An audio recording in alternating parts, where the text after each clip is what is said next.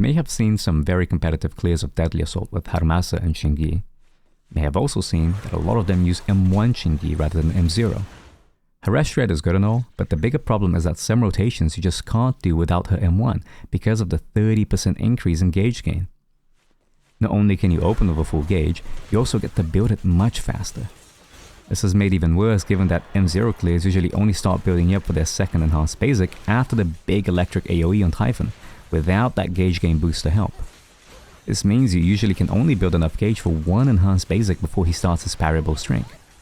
This is very important, because using it only once will give you a 240% stun damage modifier, but using it twice will give you 280%.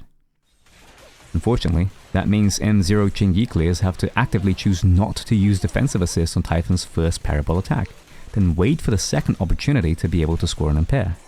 That's a massive time loss, and it's one that you need to repeat time and time again throughout the run.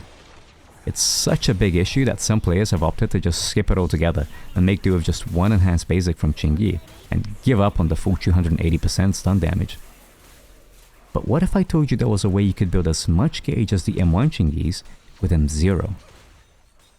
The cool part about Qingyi's basic attack spam is that you can dodge during it and maintain it. I mean, we all know that already, that's not anything new. What you may not have realized is that Qingyi actually performs a dash as part of her basic attack, distinct from your dodge input.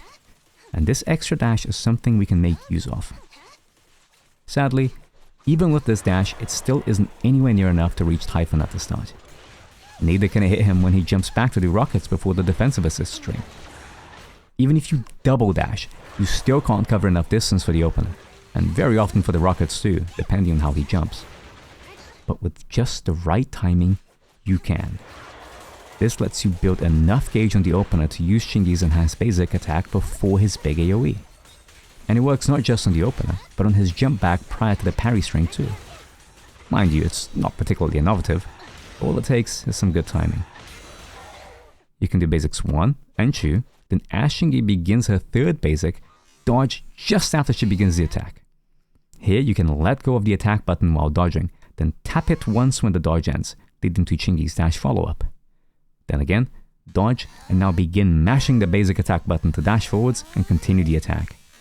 This lets you cover huge distances. But keep in mind timing is important. If you just dodge twice while mashing, this won't work, because you interrupt Qingyi's dash with your dodge input. This is why even double dashing isn't enough, especially for Typhon. But with proper execution, you can hit enemies when you otherwise wouldn't be able to before. For Typhon, if you start at around 11 meters away, that lets you pretty much begin the fight gaining flash connect gauge. Allow your regular basics to take you over the line, then dodge, tap, dodge, mash, and you've got just enough distance to get the hits to connect. That way, when he does his big electric AoE, you're just in time to dodge it and trigger a full bonus, getting 240% stun damage without needing to land any hits prior. It doesn't need to be perfect either, as luckily, Typhon's AoE is a modi hit, so you can still get the proc even if you take some damage. When he dashes backwards, you can chase after and have enough gauge ready for the second enhanced basic. This is especially important in rotations after the first stun, where you can just about get enough. And don't worry, it's perfectly fine if you haven't used a second enhanced basic attack before the defensive assists begin. It's only Qingyi's heavy attack portion of the string, the finisher itself, that turns the gauge rainbow and begins the stun period. You can see that he'll even attack you if the bar hasn't turned rainbow. So you get the full 280% buff to stun damage, all without using up a single second of stun time. Just be careful not to slap him with a regular basic before the enhanced one. And if you think that having to precisely get into position at around 11 meters is tiresome, well, this enables the M1 rotations that allow you to consistently trigger shock with your chain attack.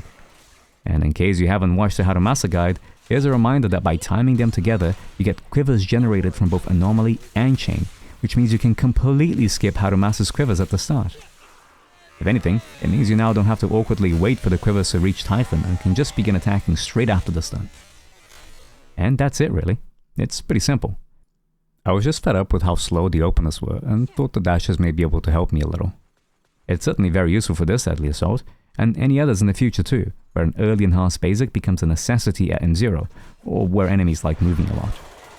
Might be tough to get kills without M1 Qingyi's res shred, but at least for this, it may be able to start hitting the over 50,000 scores.